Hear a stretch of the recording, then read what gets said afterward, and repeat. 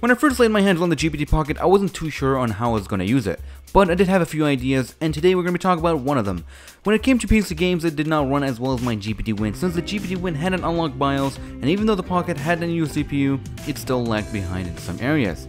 So I could not fully control how much power the Pocket can push out and stop it from throttling.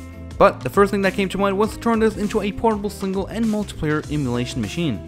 Now let me tell you, there were only 2 times where I truly enjoyed playing my Sega Genesis games. And those 2 times were, one during my childhood, which was where I first started gaming at the age of 3 with my beloved Sega Genesis on an awesome small CRT TV. Yep, those are the days.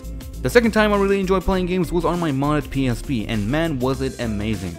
I used to take that thing everywhere, and that's where I really was able to enjoy once again and finish the games that I couldn't finish as a kid. And now, lo and behold, the GPD Pocket, that I feel it has really brought those good old times back in its own unique way. And here's why this thing makes for an exciting portable emulation machine for both playing single and multiplayer games with friends.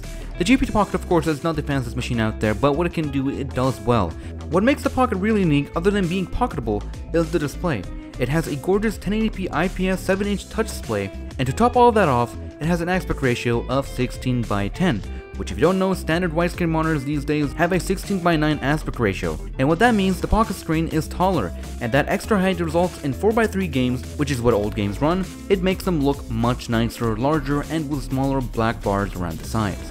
And as an added bonus, fighting games like BlazBlue will greatly benefit as well, since they also run an aspect ratio of 16:10, which is what some arcade machines use. So by now you're probably asking what kind of systems can it run.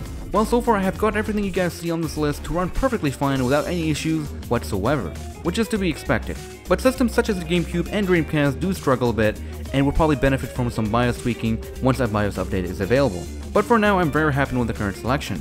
As for controls, I'm currently using a Xiaomi Gamepad, which I find to be one of the most comfortable, simple, and easy to set up Bluetooth controllers. You can really use any controller you want, since this is a PC and it does have Bluetooth, but I will leave some links to some of my favorite controllers.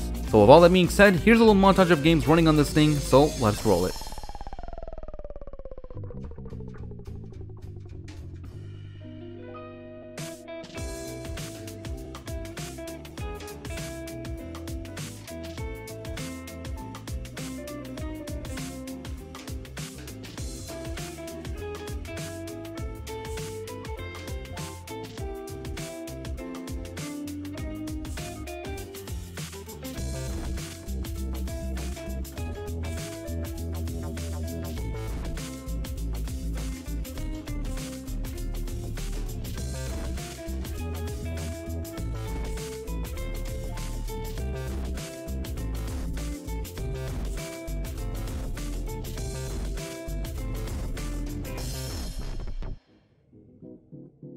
Alright, so by now you're probably asking what are the specs. Well, it's got a quad-core Z8750 Ana processor, 8GB of RAM, 128GB of built-in storage, Bluetooth, AZ Wi-Fi, and of course it is running a full version of Windows 10. The battery life is pretty good, and I was able to get around 4.5 hours of retro gaming at 100% brightness, and could probably push it to around 5 hours if I wanted. It of course does not have the best keyboard layout, but you'll be using a controller anyways, and a wireless mouse will probably come in handy if you wanted to get some work done on the go. Other than being pocketable, of course it can stand on its own since this is a laptop, and this of course is a big plus, especially if you're traveling and want to get some game time in during lunch break right before having to go back to work. The built-in mono speaker is located right under the keyboard, and the sound actually emits from the keys themselves, which is kinda cool. It's not too bad, in fact it's actually pretty acceptable, and especially when it comes to retro games. It's not the best, but it does get the job done. Is the price point worth it to you? Well, it depends on how much you really want a portable emulation machine in this kind of form factor. That is not restricted to single player games if you wanted to play with friends. But one thing for sure is the build quality is there to back up the price point. And with all that being said, of course, this is a Windows 10 machine, so you're not restricted to just playing retro games. You can install Kodi, play games, Steam, you name it, you can do it all since this is a PC after all.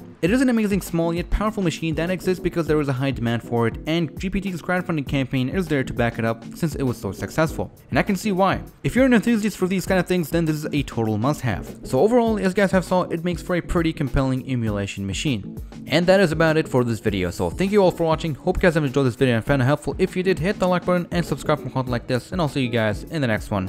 Take care everyone.